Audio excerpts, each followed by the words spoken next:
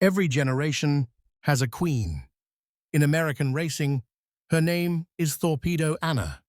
Watch the gate snap, the ground shiver, and a chestnut blaze turn distance into surrender. She doesn't chase finish lines, she owns them. If speed has a heartbeat, you're about to hear it. Why do we keep coming back to the rail, breath held, eyes tracking the blur down the backstretch? Because somewhere between thunder and silence, a single horse can redraw the limits of belief. Thorpedo Anna took a quiet Kentucky morning and turned it into a movement. Wins, records, rivals, each race a chapter, each finish a statement. We watch to feel that surge, to see if destiny can be repeated. And every time she breaks, we ask, how far can greatness run? Here's the ride ahead. From foal to phenom, the first spark at Keeneland to an Oaks coronation, the stumble that shook her crown, and the comeback that roared louder than doubt. We'll meet the challenges, decode the engine, stride, heart, mind, trace the team behind the thunder, and glimpse the races still to come. This isn't hype, it's history in motion, and you've got a front row seat. Ready? The Queen is loading into the gate. Every generation gives rise to a legend, a name whispered in the stands, shouted across the finish line, and written forever in the history books. And today, that name is Thorpedo Anna. From the moment she first touched the dirt, something was different. The air seemed to change. The crowd didn't just watch her, they felt her. Her stride wasn't ordinary, it was a statement. Each hoofbeat echoed like a drum of destiny, announcing the arrival of a queen who wasn't born for second place. Before the cameras, before the trophies, she was just a young filly from Kentucky, fast, fierce, and unafraid. No royal breeding stable, no headlines, just raw power wrapped in grace. But when that gate opened, the world met its next monarch of speed. They said she ran like thunder and thought like fire. Her eyes didn't look at the finish line, they owned it. Race after race, track after track, she didn't just win. She ruled. And with every victory, a legend took form, not of luck, but of purpose. Commentators called her unstoppable. Fans called her untouchable. But those who truly watched her knew the truth. Thorpedo Anna wasn't running to prove herself. She was running because destiny demanded it. Every generation has a queen. Some wear crowns of gold, but this one wears a coat of chestnut, a mane of fire, and the unshakable heart of a champion. Her reign has begun, and from this moment on, every other horse will not just race for victory, they'll race in the shadow of the queen herself. Thorpedo Anna. Before the thunder of hooves, before the roar of crowds, there was silence. And in that silence, on a quiet Kentucky morning, Thorpedo Anna was born. No royal fanfare, no flashing lights, just the soft breath of a newborn filly, standing on shaky legs, staring at a world she would one day conquer. Her bloodline carried whispers of greatness, the kind that runs deep, not loud. Her sire, Fast Anna, and her dam, Satavs, passed down speed, spirit, and something rarer, heart. From the first gallop, her trainers knew. She didn't run, one said, she flew. Every stride was power balanced by grace. Every look, a spark of intelligence, as if she understood she wasn't meant for the ordinary. But greatness is never given. It's earned. In the early mornings, when the fog hung low and the fields glistened with dew, she trained with a fire that couldn't be taught. While other horses tired, she demanded one more run, one more stretch, one more chance to chase the horizon. Her spirit was untamed, fierce, wild, hungry. When other horses ran from the whip, she ran toward it. When the gate opened, she didn't flinch. She attacked. Every day, she was building something invisible, the courage to rule, the strength to endure, and the will to never back down. The filly from Kentucky was no longer just learning to run. She was preparing to reign. Because legends aren't made in the spotlight, they're made in the quiet grind before dawn. And long before the world called her queen, the wind had already whispered her destiny. Thorpedo Anna was born to run. Every legend has a beginning, a single moment when promise turns into proof. For Thorpedo Anna, that moment came on an ordinary race day at Keeneland. No one expected history, but destiny rarely sends invitations. As she entered the gate, the world didn't know her name yet, but the fire in her eyes said everything. When the bell rang, the thunder started. 8 other fillies broke from the line, but within seconds, it was clear they were chasing something unreal. Her stride was electric. Long, fluid, ruthless. The crowd leaned forward, their cheers fading into stunned silence. By the halfway mark, she wasn't running with the pack. She was running away from it. The announcer's voice cracked with disbelief. And here comes Thorpedo Anna, flying across the finish line. There was no doubt. It wasn't just a win. It was a declaration. A star had arrived. Her jockey said later, "It felt like she had wings. She wasn't running for me, she was running for herself." From that first victory, whispers spread across barns, tracks, and headlines. Who is this filly? Where did she come from? How can anything move like that?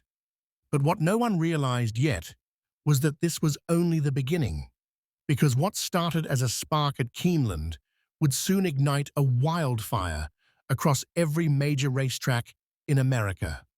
That day, as the sun dipped behind the stands and her chestnut coat shimmered in the golden light, the world finally saw it, the birth of a force, a queen in motion. And that was the first time the name Thorpedo Anna didn't just echo in the winner's circle. It echoed in history. After that first victory, the racing world held its breath. Was Thorpedo Anna just another promising filly? Or was she something greater, something the sport hadn't seen in years? It didn't take long for her to answer. Race after race, she didn't just win, she dominated. The Kentucky Oaks, the crown jewel for 3-year-old fillies, she didn't just take it, she owned it. The gates flew open, and from the first stride, it wasn't a race, it was a coronation. Every competitor behind her was running not for first, but for survival. Commentators shouted, "Look at her go! Thorpedo Anna leaves them all in the dust." And when she crossed that line, 10 lengths ahead, the crowd erupted, not in surprise, but in awe. They were witnessing the birth of a dynasty. Then came the Acorn Stakes, the Coaching Club American Oaks, the Cotillion Stakes. And each victory carved her name deeper into history. She wasn't just fast, she was untouchable. When she ran, it felt less like competition and more like nature itself, raw, powerful, inevitable. Trainers called her a phenomenon. Fans called her unstoppable. And her rivals? They called her the Storm. She didn't chase glory, she commanded it. Her every stride carried the arrogance of a queen who already knew her throne was waiting. By the end of the season, one thing was certain. The crown wasn't up for grabs anymore. It already belonged to her. Thorpedo Anna, the name that turned racetracks into kingdoms and every finish line into her royal signature. The rise wasn't just complete. It was historic. Every empire faces its challenges, and even a queen must defend her crown. As Thorpedo Anna continued her reign, whispers began to ripple through the racing world. She's unbeatable, but for how long? Then came the rivals. New names, fresh legs, hungry hearts, each one stepping onto the track with one mission: to dethrone the Queen. The coaching club, American Oaks, was more than a race. It was a war. 3 of the nation's fastest fillies lined up beside her, eyes sharp, muscles coiled. But when the gates flew open, the roar of the crowd drowned out everything else. For 1 minute and 49 seconds, the world forgot to breathe. Down the stretch, her closest rival drew near. The air cracked with tension. 2 hearts, 1 finish line. And then, Thorpedo Anna shifted gears. She surged forward, her stride deep and defiant, the kind of move that only legends make. The crowd erupted, the announcer screaming, "Thorpedo Anna holds on. She refuses to yield." And that was the moment everyone realized. She didn't just win races, she broke wills. The roar that followed wasn't just celebration, it was worship. Fans stood in awe, waving banners, chanting her name. Even her rivals couldn't help but respect her, because when Thorpedo Anna runs, it's not competition, it's conviction. A living reminder that greatness doesn't fear the storm, it becomes it. And as the dust settled, one truth remained unshaken. The challengers would come and go, but the roar of the Queen, that would echo forever. Every empire trembles once. Even the greatest must face a moment where the crown feels heavy. For Thorpedo Anna, that moment came at the La Troyenne Stakes. The crowd that day expected domination. The Queen had never faltered, never failed, not once. But racing, like life, has its storms. As the gates burst open, something felt off.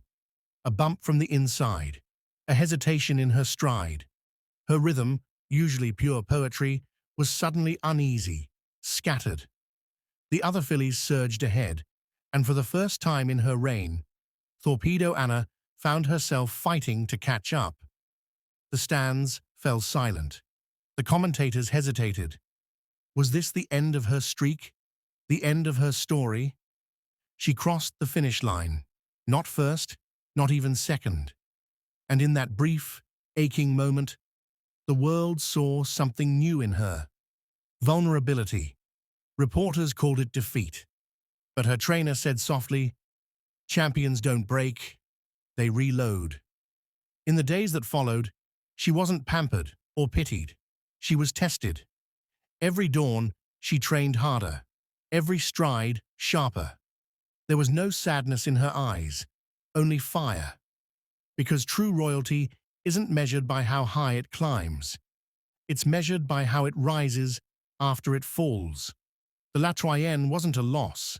It was a lesson, a reminder that even queens bleed before they conquer again. And as the whispers of doubt spread, Thorpedo Anna prepared her answer, not with words, not with promises, but with thunder. The Queen had stumbled, but she was about to rise stronger than ever. Every fall writes a new chapter in a champion's story. But for Thorpedo Anna, that fall wasn't an ending, it was ignition. After the La Troyenne, the whispers of doubt echoed through the racing world. Maybe she's slowing down. Maybe her reign is over. But behind the stable doors, the Queen was silent and focused. Her eyes burned brighter, her stride sharper. Morning after morning, under the pale Kentucky sun, she trained with a hunger that frightened even her handlers. Because deep down, Thorpedo Anna wasn't running for revenge. She was running to remind the world who she was. Then came the personal ensign stakes, her chance at redemption. The crowd knew the story. They could feel the tension. The gate clanged open, and the thunder returned. She broke clean, surged forward, locked in battle with Darth Vader. stride for stride, neck for neck. Down the stretch, two hearts, one destiny. The crowd screamed as the wire approached, and then, with one last explosive burst, she dug in. Photo finish. Silence. Then the announcer's voice cracked through the air. "Thorpedo Anna, she's done it again." The stands erupted. Tears, cheers, disbelief. The Queen had reclaimed her crown. That race wasn't just a win, it was a message to the doubters, to the rivals, to the world. You can't dethrone heart, you can't outrun destiny, and you can never silence the thunder of a queen reborn. From that day forward, every hoofbeat carried a warning. The Queen has returned, and this time she's unstoppable. Legends aren't just remembered, they're felt. Long after the race's end, their thunder still echoes in the hearts of those who witnessed it. And with every stride, Thorpedo Anna carved her name deeper into the soul of American racing. From the grandstands of Kentucky to the golden tracks of Saratoga, her presence became electric. Children wore her colors, trainers studied her style, and even the old veterans of the sport, the ones who'd seen decades of champions come and go, said the same thing. She's different. Because Thorpedo Anna didn't just win. She defined what it meant to win. Every victory was a lesson in grace under fire.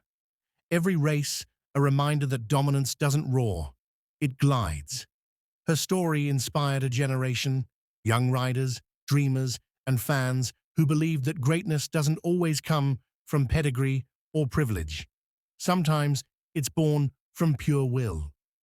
As she continued to add trophies to her name, people stopped asking if she'd go down in history and started asking where her name would sit among the all-time greats. At the barns, stable hands whispered like pilgrims in a temple, "Do you see her? That's Thorpedo Anna." And when she passed, even her rivals couldn't help but turn and watch. Because there's something about witnessing history in motion, a feeling that maybe, just maybe, you're watching eternity unfold in front of you. And that's what Thorpedo Anna became. Not just a champion of her time, but a living reminder that power can be elegant, and that true royalty doesn't fade. It gallops forever. The legacy was no longer being written. It was alive, in motion, unstoppable.